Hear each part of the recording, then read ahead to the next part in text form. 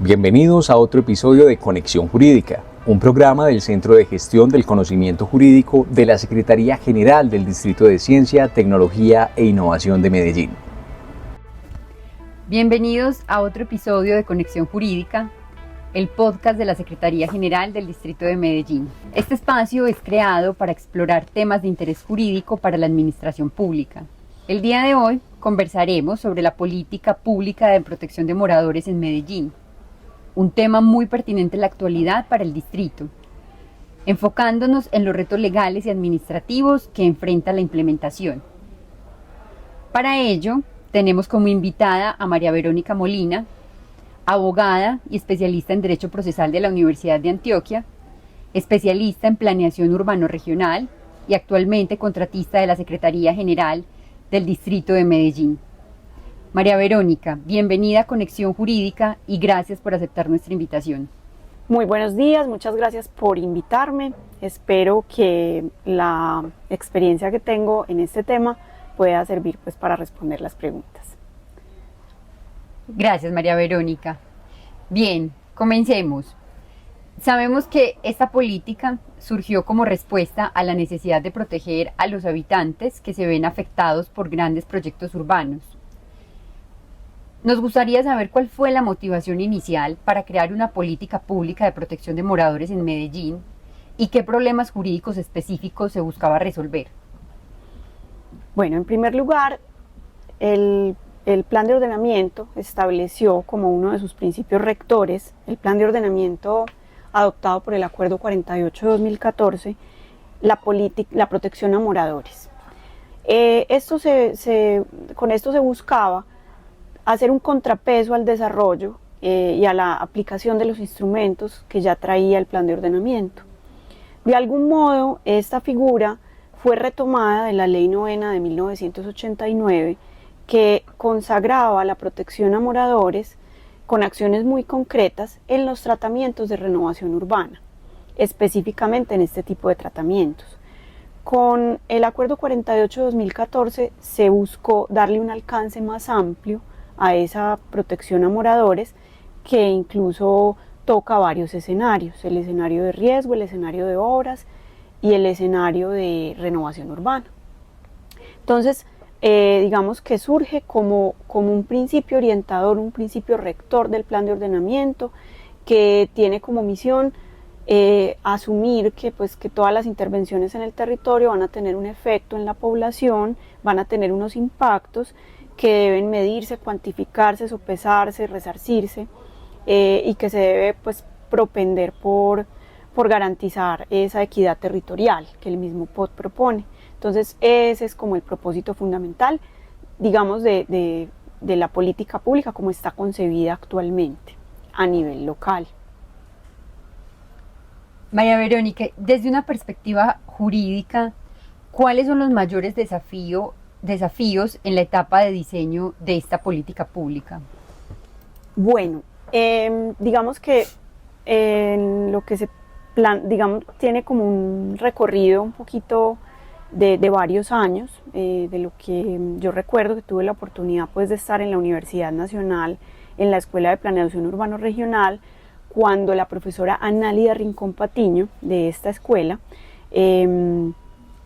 empezó a formular este proyecto. O sea, tuvo una maduración incluso anterior al Acuerdo 48-2014, en el cual ella, a través de una iniciativa que se llamó Observatorio de Reasentamientos, que después se asoció con el Observatorio de Reasentamientos de la Personería de Medellín, se analizaban esas experiencias de movilidad poblacional que generaban varios factores.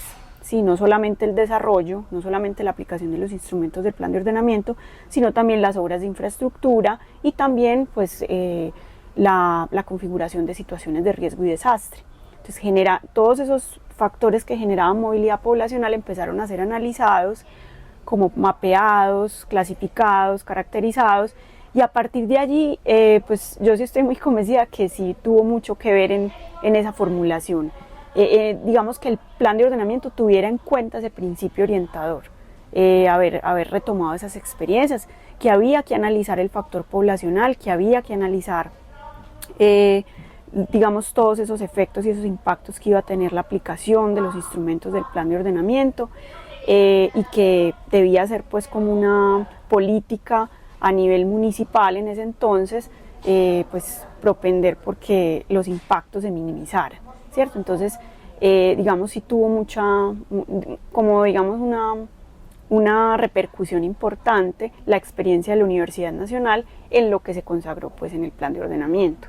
Entonces, se buscaba también ya, después de que queda en el plan de ordenamiento, se establece que se debe adoptar una política, ¿cierto? Entonces ya queda como la obligación para el Consejo y después para el alcalde a través de un marco reglamentario adoptar una política pública de protección a moradores, incluyendo allí también las actividades económicas y productivas, y se buscó entonces darle un enfoque de derechos, ¿cierto?, haciendo todo un cruce como lo que eran, por ejemplo, los manuales de reasentamiento de la banca multilateral en los proyectos minero-energéticos, que han servido pues como mucho de ejemplo y de base para analizar pues cuáles debían ser esos principios que orientan un plan de reasentamiento, por ejemplo, pues la conciencia que constitucionalmente, legalmente, pues de que somos un Estado social de derecho, que nos suscribimos a unos pactos por los derechos económicos, sociales y culturales. Entonces todo ese marco de derechos debía articularse. Se hace la salvedad de que realmente pues Medellín ha sido pionero en el tema de las políticas de compensaciones, en la política pues de compensaciones, y antes de esto, de los años siguientes pues al plan de ordenamiento, ya se tenían varios decretos de compensaciones a nivel local, y se buscaba dar un marco amplio a través de lo que se llamaba pues como ese carácter no indicativo de las compensaciones, es decir, que podía ser sujeto a análisis una situación particular, especial de un morador, y podía ser, digamos, sujeto de nuevas compensaciones a través de esos análisis, ¿cierto?, de que se le caracterizara como un caso especial. Entonces ya había un recorrido en la política de compensaciones. De alguna manera lo que faltaba era articularlo con un marco de derechos, con una visión más amplia y con una articulación institucional que en ese momento pues también se estaba redefiniendo de la ley 1755 de 2015, el derecho de petición, pues que ya estaba en el CEPACA, pero de alguna manera pues cuando salió esta ley estatutaria pues le dio como identidad al derecho de petición. Entonces toda esa serie de reclamos no respondidos, de trámites dobles, de desarticulación de las entidades del nivel central y descentralizado era la queja constante de las comunidades. Entonces uno de los fuertes de la política era el tema de la articulación institucional a través de mesas, de comités, de instancias de direccionamiento, de instancias y actores, ¿cierto? Todo lo que fue pues ese sistema de actores, ese mapa de actores que se construyó para saber, bueno, cómo se articulaban en un proceso cualquiera, por ejemplo, de obra pública, para enmarcar todo lo que se tenía que compensar a los moradores en una, digamos, pues como darle unidad de criterio, y a su vez, pues generar, por ejemplo, lo que se llamaron los planes de reasentamiento, ¿cierto? Y las matrices de compensaciones, las matrices de impacto, ¿cierto? Poder medir a una población que iba a ser afectada y poder tener en un tiempo, pues no digo que real, pero un tiempo prudencial, los impactos que estas poblaciones iban a tener, y no que quedara dispersa la información y sujeta a lo que los moradores pudieran hacer a petición de parte, ¿cierto? Entonces ese fue como uno de los fuertes de la política pública. María Verónica, sabemos que en el contexto urbano el derecho a la ciudad y los derechos individuales de los moradores pueden entrar en conflicto. ¿Cómo se aborda esta tensión en el marco legal? Digamos, es una de las bases que tiene, pues que se problematizó desde el principio, y que era como, realmente yo sigo pensando que sigue siendo como un dilema insalvable, y es que de base en muchas de las intervenciones territoriales, sobre todo pues las que son por obra pública o por renovación urbana, digamos, subyace el principio del interés general, del interés público, que constitucionalmente ya sabemos que el interés público el interés particular debe ceder al interés público, ¿cierto? Entonces de entrada tenemos esa verdad, ¿cierto? Ese axioma que no podemos pasar, pues no lo podemos omitir, ¿cierto? Pero entonces la idea de la política pues es poder medir y poder mapear también esos impactos que podamos entrar a compensar desde lo que establece la norma, ¿cierto? Desde los límites que establece la norma a cada morador, ¿cierto? Entonces, de alguna manera la organización, a través de la metodología, a través de tener un plan de reasentamiento, una matriz de compensaciones, una matriz de impactos, va a posibilitar pues que haya esa garantía de derechos en la medida de lo posible, ¿cierto? Esperando disminuir esa conflictividad. Pero esa conflictividad siempre va a estar, porque en un proceso de estos, pues, donde la entrada lo que se pretende es el resarcimiento, pues siempre va a haber una pérdida, ¿cierto? Que no va a ser recuperable.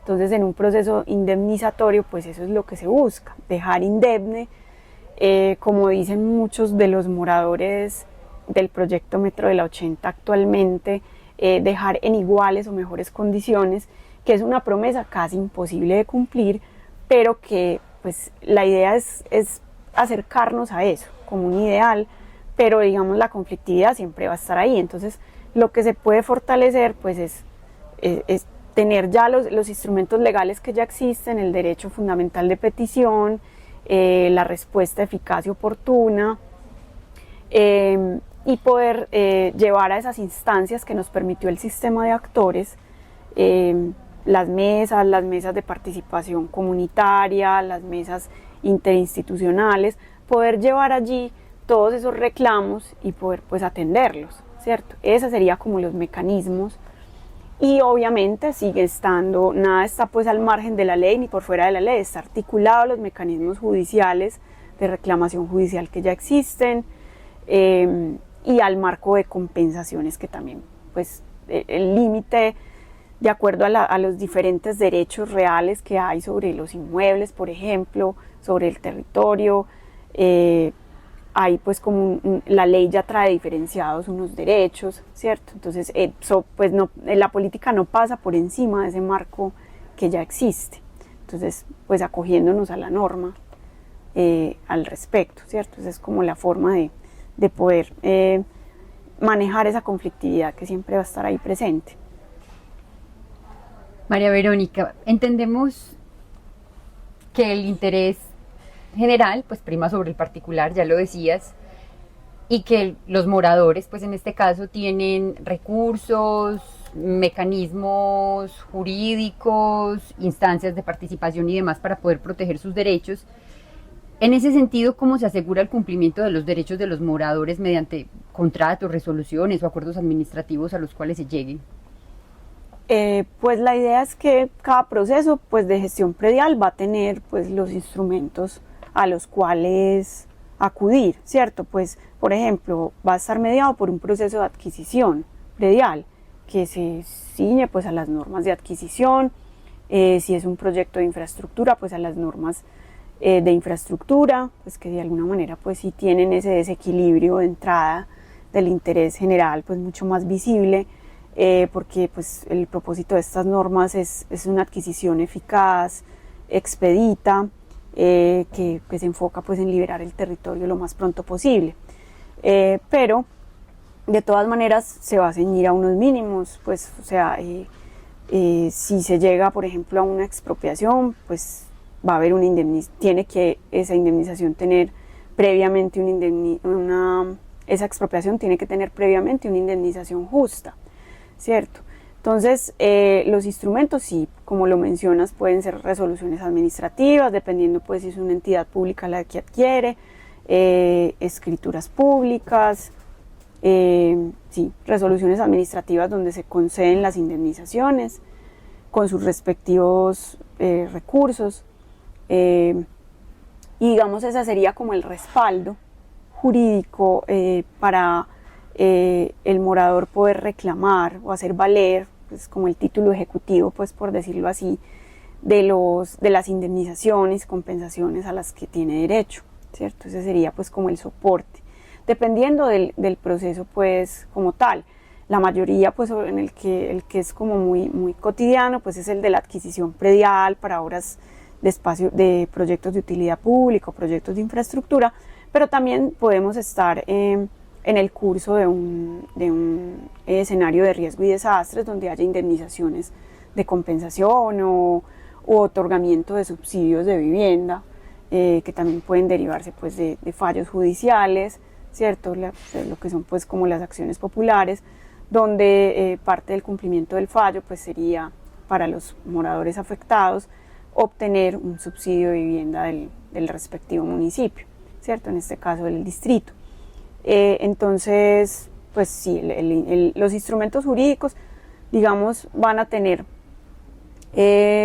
pues como un asidero pues en la ley preexistente, pero van a estar motivados y de alguna manera muchas de las pues es lo que se espera, que muchas de las compensaciones sí se vean reflejadas o sí sean las que motiven estos actos administrativos. Las compensaciones pues, y indemnizaciones derivadas de la política pública.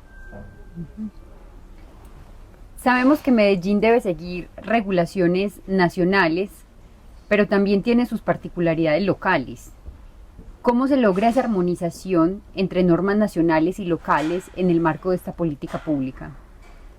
Ese fue pues como uno de los principales, digamos como de los grandes problemas a los que se enfrentó la política desde su formulación, porque digamos había un marco que ya existía. Entonces la primera pregunta es, bueno, ¿qué le está añadiendo esta política a un marco de compensaciones que ya existe? Que por ejemplo, en el caso de las obras de infraestructura y de las obras de utilidad pública ya las trae pues la ley 9, la ley 388 y las resoluciones del Instituto Geográfico Agustín Codazzi, que tratan sobre las compensaciones, sobre los avalúos, ¿cierto? Ya hay un marco normativo pues relativamente robusto que me daba pues como la respuesta de qué aplicar en un caso concreto. Entonces era ese precisamente como el debate. Bueno, esta política sí está añadiendo algo, está haciendo pues como toda una fundamentación teórica muy interesante, pero que pues ahorita podemos mencionar, pero a la hora pues del componente práctico, de la aplicación que está añadiendo, que ya no traigan las normas nacionales. Entonces, de alguna manera, cómo se resolvió fue pues armonizando, ¿cierto? Que de alguna manera, por más que por ejemplo, en el tema de quién es un morador, de la pregunta de responder, pues, ¿quién es un morador? Cuando se pretendía desde la política, desde los fundamentos o el propósito inicial era, pues, abarcar la gran cantidad de afectados que puede dejar una obra, que podemos encontrar en el territorio, pues encontrábamos moradores que no tenían, por ejemplo, su calidad de la tenencia con el inmueble o con los inmuebles o con el territorio de forma clara, ¿cierto? Por ejemplo, las actividades económicas productivas informales que tienen un arraigo en el territorio o los tenedores que no tienen su título definido en un inmueble. Entonces, al quererlos incluir, ¿cierto? El riesgo era que siempre, recuerdo mucho la Secretaría de Suministros y Servicios con pues, todo el tema pues, de tener eso muy en cuenta, todo pues la unidad de bienes inmuebles, que es la que tienen los expertos pues, en este tema inmobiliario, tener muy en cuenta como ese esquema de derechos que ya existía, pues que ya lo trae el Código Civil y que no lo podemos saltar, ¿cierto? No podemos de entrada equiparar, porque también es un tema de equidad, no de igualdad, a un tenedor con un propietario. Si el Código Civil ya resuelve eso, un propietario, pues y la Corte también, en muchas sentencias, o sea, el que tiene mejor derecho es un propietario. Entonces, equiparar a otra persona que sea tenedora a cualquier título o con otra calidad de la tenencia, pues no podemos ponerlo por encima cuando ya hay un propietario inscrito que además está en el inmueble, ¿cierto? Entonces, por ejemplo, esa primacía de los derechos, ese es uno de los retos, venga, no nos podemos saltar eso, por más que queramos ayudar a la comunidad afectada, que son moradores informales, con una calidad de la tenencia informal o con una actividad productiva informal, pues no podemos ponerlos por encima de alguien que está ostentando un mejor derecho sobre el inmueble. Entonces eso es un reto muy difícil, pero digamos el punto de partida es la norma, el Código Civil, la Constitución, ¿cierto? Que ya pues consagra el derecho de propiedad, por ejemplo.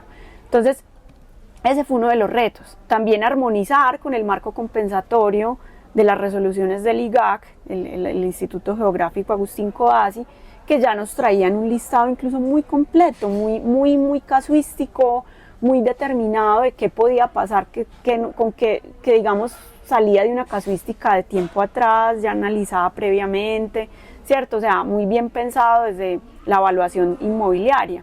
Entonces ya ellos tenían, bueno, cuando hay una actividad económica, qué tipo de indemnizaciones qué tipo de indemnizaciones puede haber lugar, ¿cierto? Entonces ya se tenía un listado muy completo. La idea con la política pues era recogerlo, remitirlo, hacer la debida remisión y complementar en lo que no, ¿cierto? Lo que el marco normativo nacional, por ejemplo, de la resolución 898 de 2014 no establecía, pues en el marco de lo posible, sin sobrepasar pues los límites de la Constitución y la ley, qué indemnizaciones adicionales la política podría traer, ¿cierto? Entonces empezó, digamos, y ahí se recogieron las que ya traía el distrito antes de la política en el decreto de compensaciones, ¿cierto? Simplemente yo lo que veo de la política es que hubo como una organización y una fundamentación teórica que le da solidez, ¿cierto? Pero se recogió una cantidad de normas dispersas o de trámites que ya se llevaban a cabo, que ya existían. María Verónica, en términos de participación ciudadana, ¿qué papel juegan los mecanismos de consulta y participación para los moradores en el desarrollo de esta política? Pues desde la fundamentación se supone que es un papel súper importante, o sea, que es un papel central y por eso se crea una instancia adicional que es la Mesa de Articulación Institucional Comunitaria, la que llaman MAIC, desde la política pública. Se crea ese espacio precisamente para garantizar entre muchas otras actividades pues, que implica la política, la aplicación de la política, que en esos espacios se pueda concretar esos mecanismos de participación. Muchas veces, pues, o sea, hay que como que verlo en su justa medida. Esos espacios pues sirven como para hacer catarsis, para que la comunidad exprese su punto de vista, pero hay muchos pues o proyectos, o por ejemplo en los proyectos de infraestructura donde sigue primando ese tema del interés público sobre el interés particular. Entonces finalmente, por mucho que se haga pues como la alerta o las comunidades quieran participar o quieran dejar presente su punto de vista, modificar ciertas metodologías, pues va a ser imposible porque es potestativo del Estado, sigue estando ahí muy presente, que son intervenciones sobre el territorio, que son intervenciones que le corresponden pues en este caso al distrito, al Estado, al nivel territorial pues la magnitud pues que tenga el proyecto en particular. Entonces sí termina siendo como un poco, o sea, se queda corto ese espacio, o sea, aunque se propicia, se genera, de alguna manera sí concreta lo que es el debido proceso,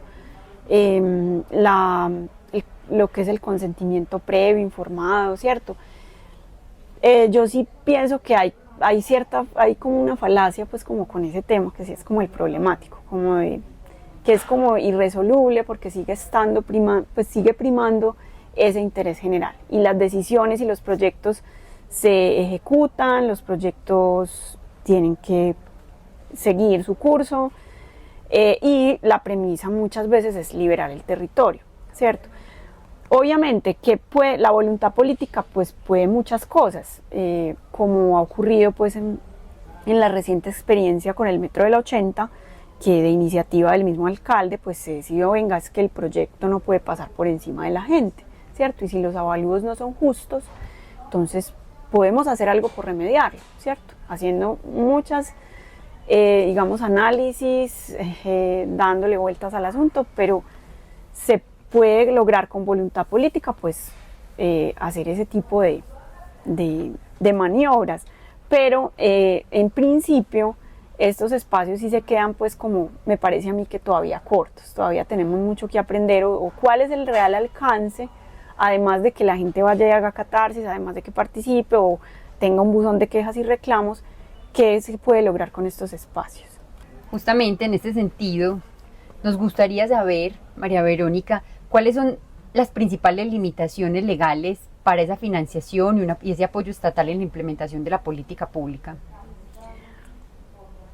Pues a ver, digamos el tema de la financiación en un principio, cuando se estaba formulando la política, era un tema bastante, pues como álgido, porque bueno, muchas veces estas políticas sin financiación pues se quedan como un saludo a la bandera. Pero se fue despejando el camino y realmente entendiendo que gran parte de la financiación, pues, de la aplicación de la política parte de un proyecto. Entonces ese es como es, digamos, la premisa. El proyecto tiene que contener dentro de sí el presupuesto para aplicar la política. Cada proyecto debe dejar su reserva para poder aplicar esa política, y es con natural pues también al mismo proyecto, porque un proyecto en un proceso de gestión predial tiene que adquirir predios. Para adquirir predios va a necesitar presupuesto, entonces dentro de ese presupuesto de una vez hay que reservar lo que tiene que ver con indemnizaciones, sí, digamos que esa parte clara.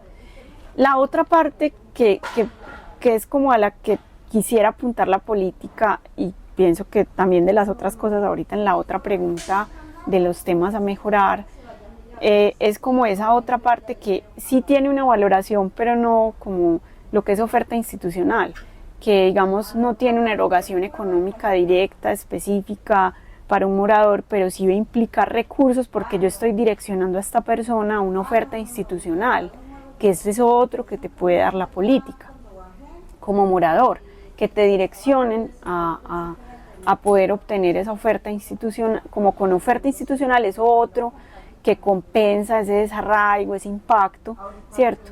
Entonces en programas de empleo, programas de emprendimiento, salud, educación, ¿cierto? Entonces es otro, entonces va a impactar esos otros programas que tiene el municipio o el distrito, ¿cierto? Eso, si yo direcciono moradores de un proyecto para esa oferta institucional, pues va a engrosar la fila de que ya traen esos proyectos, entonces eso hay que preverlo. Entonces es de los grandes desafíos y depende mucho de voluntad política, de articulación con los programas y proyectos del plan de desarrollo, indudablemente, que tengan esa capacidad de soporte para recibir moradores de proyectos que requieran esa oferta, por ejemplo. Pero entonces en términos de lo de la adquisición, ¿cierto? Es como un tema muy importante de cada proyecto, hacer una debida planeación, un presupuesto completo, robusto, para poder atender la compra de predios y las indemnizaciones, ¿cierto? Entonces esa parte, pues, digamos, se puede direccionar por ahí.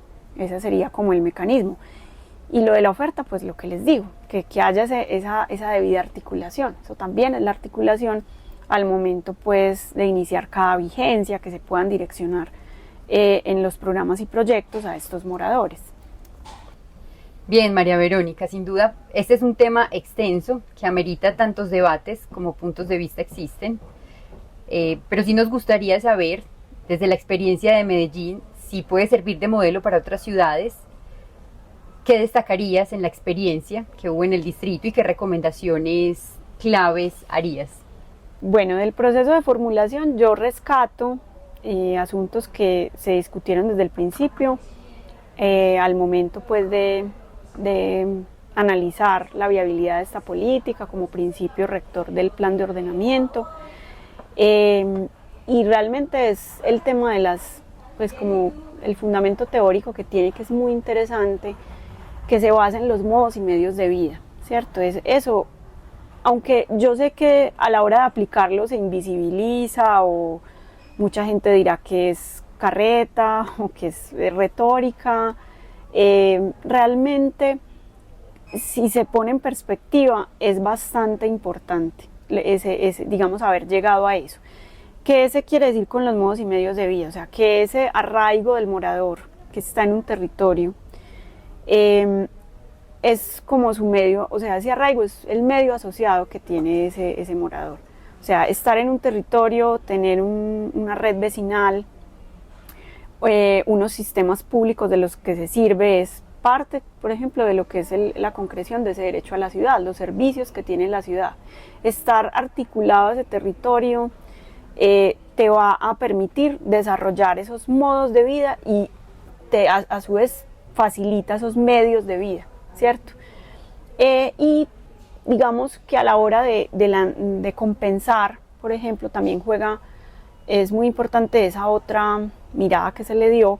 La teoría de las capacidades de Amartya Sen se lleva a los capitales, ¿cierto? El capital social, capital económico, etcétera, ¿cierto? Una serie de capitales que cada morador tiene y que cuando hay una intervención, hay un impacto, todo empieza como a trastabillar, todos esos capitales se ponen en entredicho.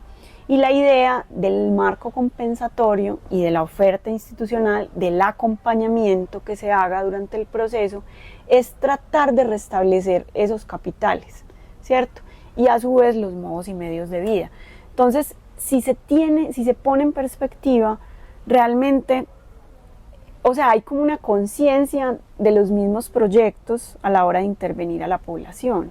O sea, ya no es tan fácil, simplemente no es que necesito liberar territorio y como sea, pues se tienen que ir, que muchas veces esa era la lógica antes de que se hablara pues de estos asuntos, que terminaba pues en desalojos, pues digamos, sí que desde una mirada incluso externa, interna, pues desde el mismo afectado, es arbitraria a todas luces por parte del Estado, pero cuando se tiene en cuenta como, venga, es que es una población, es que se toca con cuidado, se hace un plan de reasentamiento, se hace una matriz de impactos, se garantiza que cada morador esté censado y se le mapee cuáles son sus condiciones, sus modos y medios de vida, se mapeen cuáles son sus capitales, cuáles se van a ver afectados, y en esa medida yo logro hacer como una especie como de esquema de compensaciones más inteligente.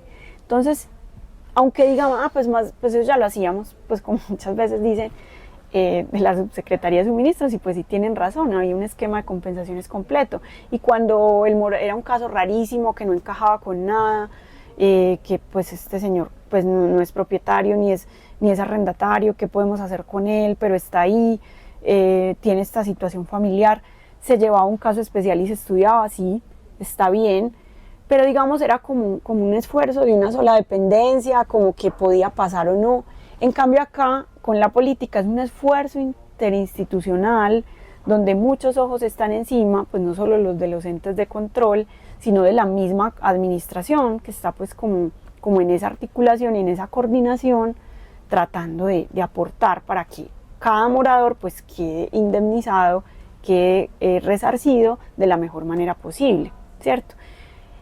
Como les decía ahora, sí puede ser un ejemplo para otras ciudades, puede ser un ejemplo incluso a nivel nacional, que sé pues de los obstáculos también que no mencioné ahora, pues sí ha sido que venga, pues es que esto no está en la norma nacional, y muchas veces lo que tenemos en la norma nacional es el esquema de compensaciones del Instituto Geográfico Agustín Codazzi en una resolución, las sentencias de la Corte Constitucional sobre expropiaciones, pero no hay mucho sobre el tema a nivel nacional, pues sí nos serviría una ley, ¿cierto? Pues de protección a moradores, indudablemente. Retomar como estaba, por ejemplo, que en este momento está derogada, pues la que les mencionaba de la Ley 9 del 89, que se enfocaba, pues era muy puntual para la protección a moradores, era muy puntual de los tratamientos de renovación urbana. Cuando un suelo de renovación iba a ser renovado, como su nombre lo indica, construidas nuevas torres de vivienda, por ejemplo, entonces la forma de proteger a los moradores allí era, no venga, ellos van a ser beneficiarios, de una unidad de vivienda que se generen esas torres de vivienda, ¿cierto? Entonces era súper concreto, súper puntual, pero entonces qué bueno llevarlo a un nivel mucho más amplio, donde toquemos también el riesgo y desastre, las obras de infraestructura, ¿cierto? Y que tuviéramos amparo en una norma nacional, ¿cierto? Entonces, pues la experiencia de Medellín podría servir para formular una norma como estas a nivel nacional. Y de las lecciones aprendidas, y sigue siendo, creo que lo mencioné ahora, pues lo de los espacios de participación, ¿cierto? La participación es muy difícil, porque realmente es difícil estar en esos procesos, saber manejar esa participación, esos momentos de catarsis de las personas, de las comunidades. Muchas también son espacios por donde se filtran los intereses políticos, entonces muchas veces los voceros tienen intereses políticos muy difíciles de manejar, pero sí tendría que haber una manera de cualificar esos espacios de participación y que la participación sí redundara en acciones afirmativas, en poder hacer mejoras, no solamente como escucharlos, hicieron catarsis, pero no podemos hacer nada, sino que realmente sí redundara. Pero para eso se requiere pues mucha inteligencia, mucha paciencia, no sé, cualificar instrumentos para poder hacer esos diagnósticos, ¿cierto? Porque los espacios de participación pueden llegar a ser muy difíciles de manejar, y como les digo, con mucho ruido, mucha distorsión, muchos malos entendidos. Entonces, sí hace falta como idearnos, innovar en eso, ¿cierto? En mejorar esos espacios de participación. Pensaría yo pues que son como las mejoras que habría que hacer. Bien, María Verónica.